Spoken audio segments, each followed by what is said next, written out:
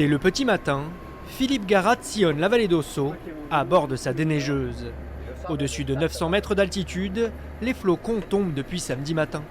16 engins se relaient toute la journée pour que les routes de montagne restent praticables. Donc nous, ce matin à 6 h, on a enlevé toute la neige qui est tombée dans la nuit. Tant qu'il y aura un peu de neige, on va l'enlever. Une fois la neige massée sur le bord de la route, une deuxième machine vient la projeter en dehors de la chaussée. Depuis samedi après-midi, le col du Pourtalais est fermé à la circulation. Sa réouverture n'est pas prévue avant mardi minimum. Près de 20 cm de neige y sont encore annoncés aujourd'hui.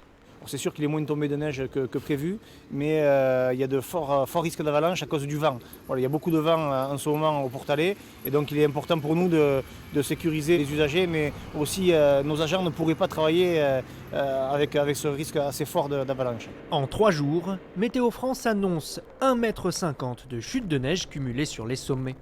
L'épisode météorologique n'est pas exceptionnel, mais les services du département des Pyrénées-Atlantiques appellent à la prudence. On mobilise tous les moyens à notre position pour assurer une viabilité hivernale sur le réseau. Les usagers doivent être équipés, donc c'est une obligation d'avoir les équipements dans le véhicule ou des pneus neige. La difficulté, c'est les usagers qui montent sans équipement, qui nous mettent en difficulté en se mettant en travers de la route et peuvent bloquer la circulation.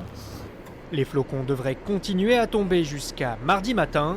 D'ici là, Météo France maintient les Pyrénées-Atlantiques en alerte jaune neige et verglas.